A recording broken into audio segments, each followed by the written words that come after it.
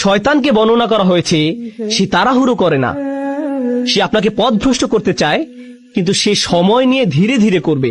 সে আপনার কাছে আসে, আপনি বলেন আউযুবিল্লাহি মিনাশ শাইতানির রাজিম, সে তখন বলবে ওকে আমি একটু পর আবার আসবো, চিন্তা করো না, আমাদের হাতে সময় আছে। সে একটু পর আবার আসবে, এরপর আবার আসবে, এরপর আবার আসবে, আপনাকে অবিশ্বাসী বানানোর জন্য বা আপনাকে দিয়ে পাপ করানোর জন্য।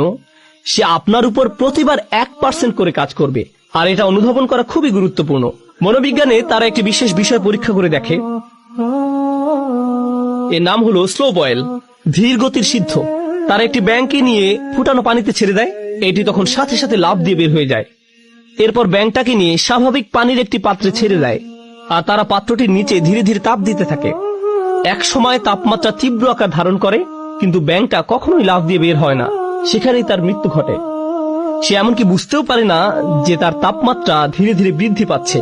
শয়তান আপনাকে দিয়ে হারাম কাজ তাৎক্ষণিক করাতে চায় না, কারণ আপনি বুঝতে পারেন এটা একটা ভুল। আপনি আল্লাহর আশ্রয় প্রার্থনা করেন, তো সে আপনার কাছে আসবে নির্দোষ সব বিষয় নিয়ে। আপনি তখন ভাববেন এতে আর কি সমস্যা, মানুষ এটাকে শুধু শুধু খারাপ মনে করে, কিন্তু আপনি বুঝতেও পারবেন না। এরপর সে আপনার কাছে এসে সামান্য একটু পদস্খলন ঘটাবে, আপনার আশেপাশে সবাই বলবে এটা করো না। আপনি তখন মুখ ঘুরে বলবেন এটা কি হারাম, আমি এমন কি করেছি, আমি কি কাউকে খুন করেছি, কি ভুল করেছি আমি। শয়তান ঠিক এই কাজটাই করে। দাল্লাহুমা বিগুরুর, সে আমাদের পিতামাতার সাথেও সব ধরনের প্রতারণার মাধ্যমে এই পদ্ধতি অবলম্বন করেছিল। ব্যাপারটা ইন্টারেস্টিং যে আরবিতে গুরুর মানে প্রতারণা, আবার এর দ্বারা অহংকার বোঝায়।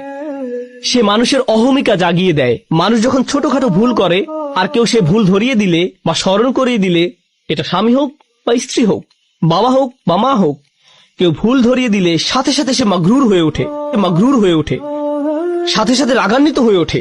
না, কি বলছো তুমি, তুমি কে আমার ভুল ধরার। এভাবে তাদের ইগো ভালো হওয়ার পথ বন্ধ করে দেয়। যে সমস্যাটা শয়তানের নিজের ছিল, অহংকারের সমস্যা। যাই হোক, অনেক সময় ধরে চেষ্টা করার পর সে সফল হলো। সে আমাদের পিতামাতাকে মুহূর্তের মধ্যে গাছের কাছে নিয়ে যেতে পারেনি,